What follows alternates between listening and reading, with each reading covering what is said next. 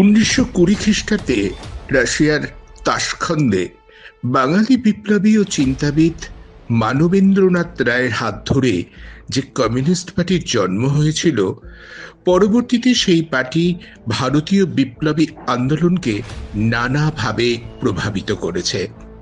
মতাদর্শ ও কার্যপ্রণালীর ব্যবধানে কমিউনিস্ট পার্টির বিভাজনও হয়েছে বিভিন্ন সময়। যে সংশোধনবাদের প্রশ্ন তুলে একসময় সিপিআই ভেঙে তৈরি হয়েছিল সিপিআইএম, সেই সংশোধনবাদী বিতর্কের জেরেই আবারও সিপিআইএম ভেঙে তৈরি হয় সিপিআইএমএল। সময়টা 1967। সিপিআইএমএল পার্টির নেতৃত্বে চলে আসেন চারু মজুমদার, সুশীতল রায়চৌধুরী, জঙ্গল সাঁওতালদের মতো নেতৃবর্গ। সিপিআইএম পার্টির নেতৃত্বেই শুরু হয় নকশাল আন্দোলন, আর এই আন্দোলনের সঙ্গে জড়িয়ে যায় আজিজুল হকের নাম। প্রথম জীবনে নিরীহ স্কুল শিক্ষক থেকে তিনি হয়ে ওঠেন সমাজ বদলের কারিগর। আজিজুল হক বিশ্বাস করেন বামপন্থা মানে অবিরাম প্রবাহমানতা। তাই 70 দশকের উত্তাল রাজনৈতিক প্রবাহমানতা তাকে ছুঁয়ে দিয়েছিল নিবিড়ভাবে। তার মূল্যও দিতে হয়েছে তাকে। শোষণমুক্ত সমাজ তৈরির লড়াইতে নেমে রাষ্ট্রীয় রোষে ক্ষত বিক্ষত হয়েছে শরীর। সিদ্ধার্থ শঙ্কর রায়ের আমলে জেলবন্দি অবস্থায় সয়েছেন অকথ্য অত্যাচার। তারপর 1977-এ এ রাজ্যে বাম সরকার প্রতিষ্ঠিত হলেও প্রথমেই মুক্তি মেলেনি তার, বরং ডান বাম মিলিয়ে 18টা বছর কারাগারের অন্তরালে কেটে গেছে তার জীবন। জেল মুক্তির পরেও সংসদীয় বামপন্থীরা লাল টুকটুকি দিন নিয়ে আসবে এমন বিশ্বাস কোনোদিনই আজিজুল হকের খুব গভীর ছিল না। ঘটনাবহুল উদ্দাম জীবনের শেষ বেলায় পৌঁছেও পাল্টে দেওয়ার ইচ্ছেটা এখনো মরেনি আজিজুল হকের। নকশাল আন্দোলন ব্যর্থ হয়েছে বলে মানতে রাজি নন তিনি। বলেন, সমাজ বদলের লড়াইকে সময়ের নিক্তিতে মাপতে চাওয়াটা মূর্খামি। তাই অশক্ত শরীরে এখনো পাল্টে দেওয়ার স্বপ্ন বোনেন তিনি। আজও পাড়ি জমাতে চান স্রোতের বিপরীতে। গোটা শরীর জুড়ে রাষ্ট্রীয় সন্ত্রাসের চিহ্ন বহন করতে করতেও উচ্চারণ করতে পারেন, হাত দুটো পিছন থেকে বেঁধে রেখে প্রতিবাদ আর প্রতিরোধের আন্দোলন হয় না, হতে পারে না। আজিজুল হকের রাজনৈতিক মেজাজটাকে চেনবার চেষ্টা এই প্রতিবেদনে। আমি অনুপল, দ্য বেঙ্গল টুডেতে আপনাদের সবাইকে স্বাগত। রাজনীতি, আদর্শতাড়িত রাজনীতির কথা বললে এখন অনেকেই হাসাহাসি করে, অথচ একটা সময় ছিল যখন কেউ কেউ সর্বস্ব ত্যাগ করে রাজনীতি করতে আসতেন। সময়টা পাল্টে গেছে। কি করে এইরকম একটা সময়ের মধ্যে আমরা এলাম?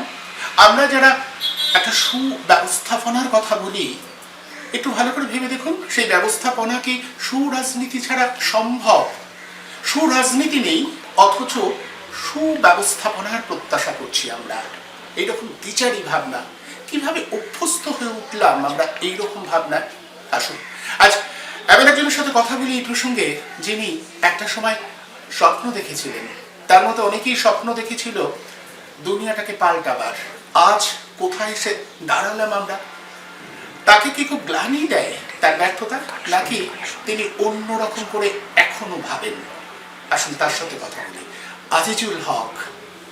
অনেকের স্মৃতিকে ধাক্কা দেবে আজিজুল হকের সেই ভাবনা, সেই চিন্তা।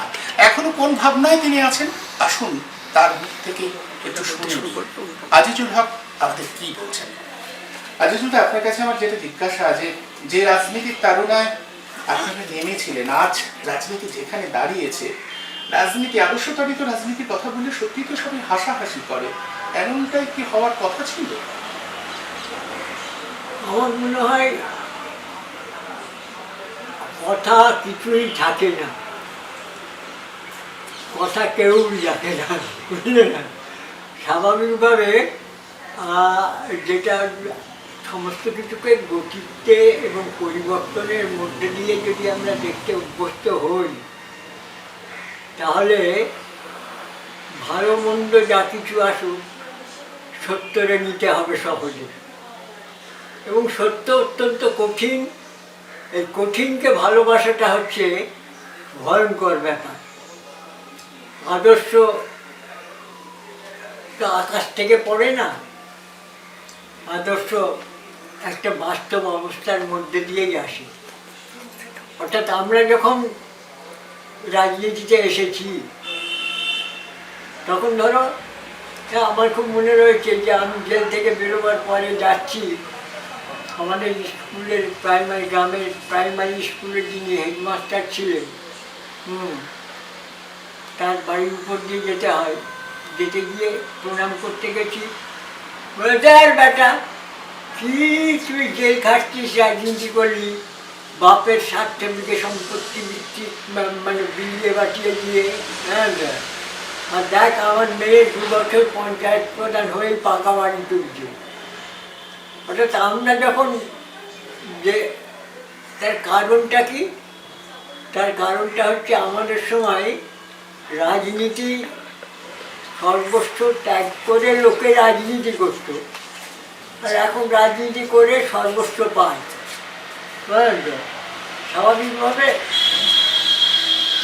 রাজনীতি নীতির রাজা না রাজার নীতি, এইটা তোমাকে ভাবতে হবে। আজিজুলদা, এই যে আপনারা যে ভাবনায় তাড়িত হয়েছিলেন, এখন কি হতাশ লাগে যে যেখানে সে দাঁড়ালো, গোটা আমাদের দেশ আমাদের সমাজ যেখানে সে দাঁড়ালো, আপনি কি হতাশ? না না না, হতাশ কেন? সেখান থেকে যখন এখানে এসে দাঁড়িয়েছে, আবার এখান থেকে সেখানে যাবে। কারণ আমি গ্রামের ছেলে, খুব স্বাভাবিকভাবেই আমি জানি যে গমটা বুনে দিলে পারে কিছুদিন পরে গমটা থাকে না, গাছ হয়। হ্যাঁ, এবং গাছটা দেখে যদি আমি বলি আমার গমগুলো কোথায় গেল, তা নয়। আমি জানি যে এই গাছ 90 দিন পরে আবার গম দেবে এবং অনেক বেশি গম দেবে। খুব স্বাভাবিকভাবেই সেখান থেকে যখন এখানে এসেছে, এখান থেকে আবার অনেক উচ্চতরভাবে হয়তো সেখানেই গিয়ে পৌঁছাবো আমরা।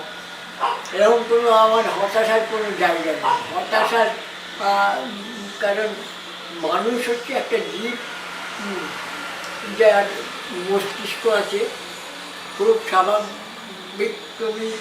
তুমি ভাবতে পারো, আমাকে ডাক্তার কমল রায় চৌধুরী বলেছেন, আমার মেডিকেল বোর্ডে যিনি ছিলেন চেয়ারম্যান, অবনীবাবু বলেছেন, আচ্ছা আপনার তো প্রায় 2 বছর ধরে আমি ইয়ে করছি, আপনি তো কোনোদিন কোনো এমনি চ্যাংড়ারা এসে আমার সাথে রাজনীতি রাজনীতি রাজনীতি করে, আপনি তো কোনোদিন রাজনীতির কথা বললেন না।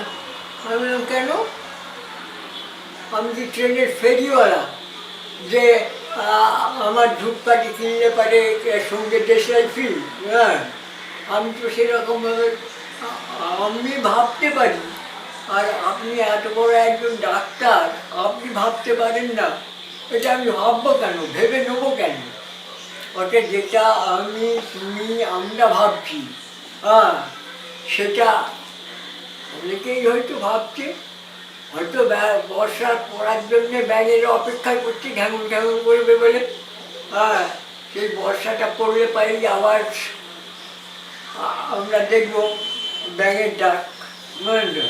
মানে আপনি এখনো ভাবছেন যে সমাজ বদলের যে রাজনীতি, অন্য ভাবনা যে রাজনীতি, সেটা মরে যায়নি, সেটা নিশ্চয়ই উঠে আসবে। উচিত তো, কারণ যেটা হয় মানে তোমাকে আমি যেটা বলি, দেখো আমি পুনর্জন্মে বিশ্বাস করি, সবাই অবাক হয়ে যায়, বলছে পুনর্জন্মে বিশ্বাস করেন? আমি বললাম হ্যাঁ। যেমন কেউ আজকাল ব্যবহার করে না পঞ্চভূতে বিলীন, অর্থাৎ আমি মরে গেলে পারি আমার দেহটা স্থিতি অপ তেজ মরুদ বোম, তার মানে মাটি সার হাড় ইত্যাদি হবে। সেই মাটি সার হাড়েতে আবার নতুন ফসল হবে, নতুন গাছ হবে, সেখানটাই আবার আমি জন্মাবো। ওই ধান সিঁড়িতে আবার আসিব ফিরে, ওই ধান সিঁড়িতে এতে নয়, আবার নতুন ফসলে নতুন এতে খুব স্বাভাবিকভাবেই যা জন্মায় এরকমভাবে, বিশেষ করে মতাদর্শ, সেটা মেরে ফেলা যায় না, মরে না। তার রূপ পাল্টাতে পারে, অন্যভাবে আসতে পারে, অন্য এতে আসতে পারে। হ্যাঁ, খুব স্বাভাবিকভাবেই পরিবর্তনের আকাঙ্ক্ষা মানুষের, আরও বেটারমেন্ট, আরও বেটারমেন্ট। হ্যাঁ, এই বেটারমেন্টের আকাঙ্ক্ষা, মানুষের এই পরিবর্তনের আকাঙ্ক্ষা কোনো সময় স্তব্ধ হয়ে যেতে পারে না।